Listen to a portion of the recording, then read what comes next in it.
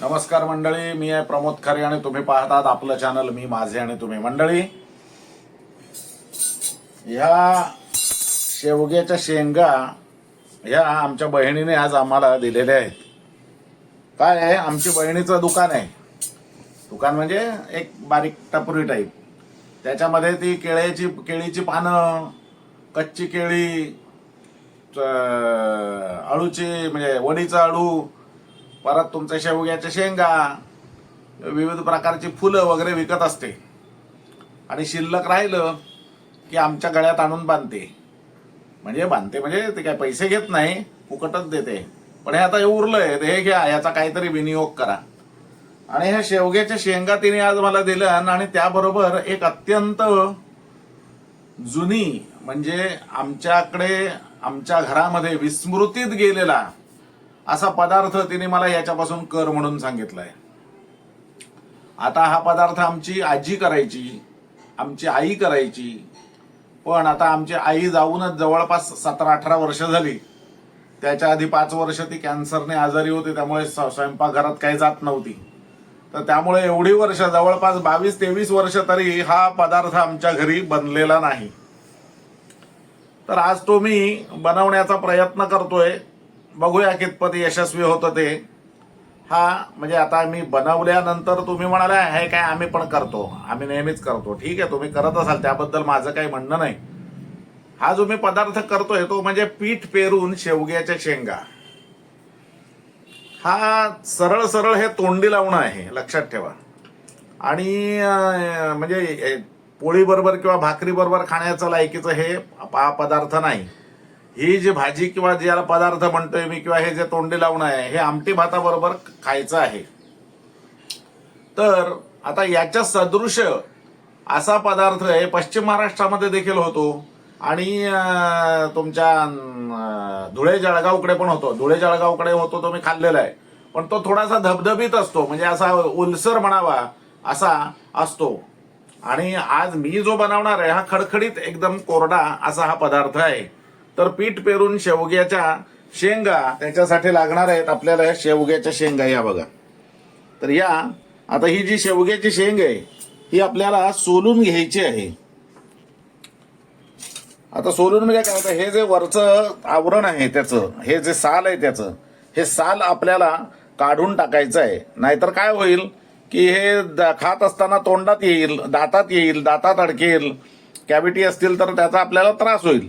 म्हणून हे या पद्धतीनं असं, हे बघा, या पद्धतीनं ही शेवग्याची शेंग ही अशी सोलून घ्यायची आहे.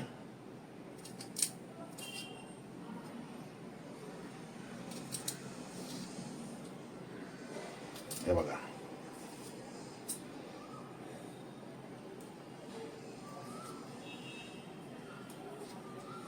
आणि अशी सोलली की ती शिजायला देखील सोपी जाते. तर अशा पद्धतीनं हे एवढ्या आकाराचे असे हे तुकडे मी आता करून घेतोय. आणि त्यानंतर आपण बघूया पुढची कृती. तर या पद्धतीनं मंडळी हे असे ही चिरून घेतलेली आहे, सालं काढून टाकलेली आहेत. आता ह्याला इंग्लिशमध्ये मोरिंग्या असं म्हटलं जातं किंवा ड्रमस्टिक्स असं म्हटलं जातं. आपल्याकडे उत्तर भारतात याला सहजन असं नाव आहे. फार छान नाव आहे, सहजन. आणि बिहारमध्ये सजना.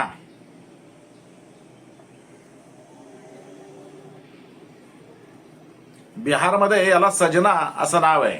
आणि अत्यंत नीरस म्हणावं असं नाव आपल्याकडे संगमेश्वर भागामध्ये, याला ते लोक डांबे असं म्हणतात. आता डांबे हे काय म्हणून त्यांनी म्हटलंय मला सुद्धा माहिती नाही. एक संगमेश्वरचा एक युट्यूबर आहे, त्याच्या दारात याचं झाड होतं, तो त्याचा उल्लेख सारखा डांबे डांबे डांबे असा करत होता. त्याच्यावरून मला कळलं की हे सहजनला म्हणजे शेवग्याला किंवा शेगल्याला तो डांबे म्हणतोय. असो. तर ही जी भाजी आहे डांब्याची म्हणजे आपल्या ह्या शेगल्याची, तर ही भाजी करण्यासाठी आपल्याला लागणार आहे म्हणजे हे बेसन. हे मी अर्धी वाटी घेतलंय हे एवढे शेंगाना साधारणपणाने. आणि इकडे तेल तापत ठेवलंय. इकडे हे फोडणीचं साहित्य आहे. ही हळद आहे, मोहरी आहे, तिखट आहे लाल, आणि हिंग आहे, चवीपुरतं मीठ. तेव्हा आता आपण ही फोडणी तयार करूया. बघूया हे तेल तापलंय का? तापलंय. तेव्हा आता याच्यामध्ये ही थोडीशी मोहरी ही घातलेली आहे. ही मोहरी तडतडायला लागल्यावरती याच्यामध्ये ही थोडीशी हळद, हा थोडासा हिंग,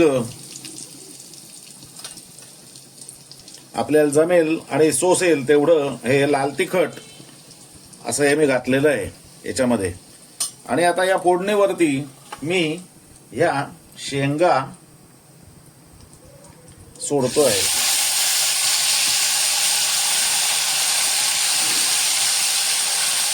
आता याच्यामध्ये पाण्याचा अतिशय कमी असा वापर आपल्याला करायचा आहे. या शेंगा मी तेलावरती परतून घेतोय.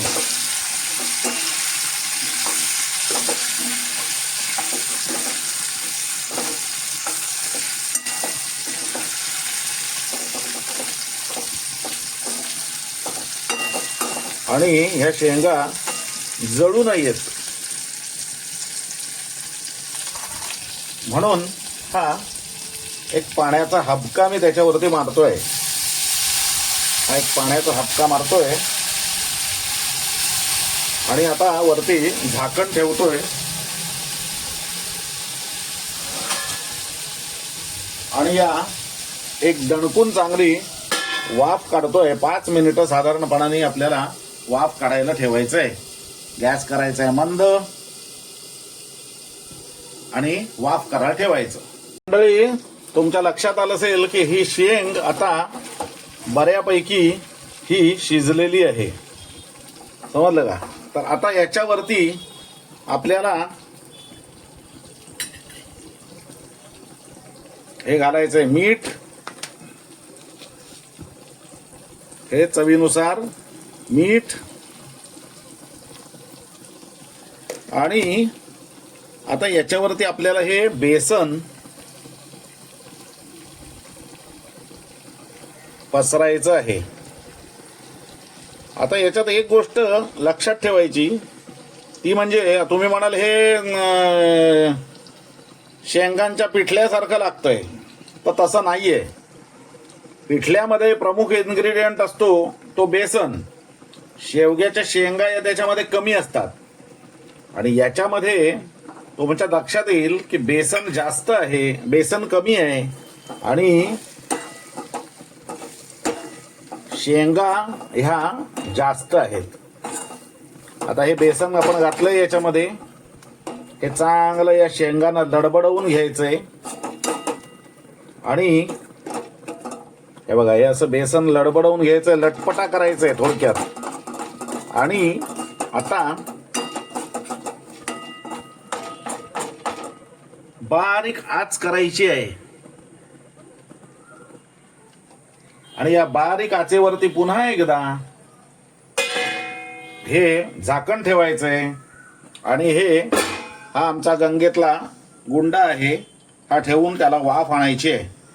तेव्हा मंडळी, एक गोष्ट याच्यात लक्षात ठेवायची, पाणी याच्यामध्ये फार कमी, म्हणजे फक्त शेंगा शिजत असताना पाणी वापरायचं आहे. एकदा याच्यामध्ये बेसन घातलं की त्यात पाणी घालायचं नाही. जर तुम्ही पाणी घातलं तर तुम्ही करायला जाल पीठ पेरून शेवगा आणि होईल शेवग्याच्या शेंगांचं पिठलं. आणि तुम्ही म्हणाल काका सांगितलं नाहीत. मी सांगितलंय पाणी अजिबात वापरायचं नाही. तेव्हा आता हे आपण व्यवस्थित भाजून घेऊया. भाजून म्हणजे तेलच आहे फक्त त्याच्यामध्ये, म्हणून मी भाजून म्हटलं की आपण व्यवस्थित हे बेसन त्याच्यावरती भाजून घेऊया. ते बेसन व्यवस्थित त्या शेंगांना चिकटेल आणि मग आपली भाजी कशी होते ते आपण बघूया. चला. तर मंडळी, हे बघा, आता हे बेसन व्यवस्थित याला कोट झालेलं आहे, बघितलं. आणि आता हे व्यवस्थित शिजलेलं आहे. तेव्हा आता आपण गॅस करायचा आहे बंद. त्याच्यावरती घालायचे आपली प्रिय मैत्रीण ही कोथिंबीर. आणि आता हे खायला तयार आहेत. आपण ह्याचं प्लेटिंग करूया. हे बघा,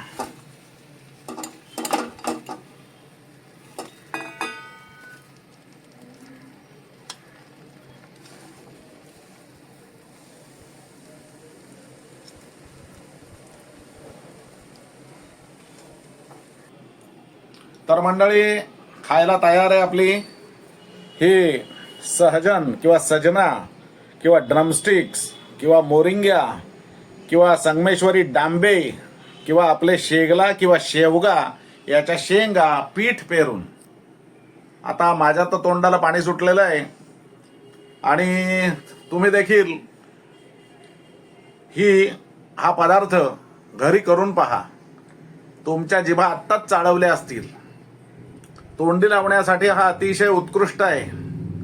आणि आणखीन एक टीप, मिल बैठेंगे 4 यार असं जर काही तुमच्या बाबतीत असेल तर त्यासाठी अकंपनिमेंट म्हणजे ग्राम्य भाषेत ज्याला चाकणा म्हणतात त्याच्यासाठी ही डिश अतिशय उत्तम आहे. म्हणजे हा स्वानुभव नव्हे, पण एक आपला कल्पना केलेली आहे त्यानुसार सांगतोय तुम्हाला. तेव्हा ही डिश तुम्ही अवश्य करा. कशी झाली आहे ते मला कळवा. आणि हो, हा व्हिडिओ मी इथेच थांबवतोय. तुम्हाला आवडला तर लाईक करा, शेअर करा आणि नेहमीच सांगणं, चॅनल सबस्क्राईब करायला विसरू नका. धन्यवाद.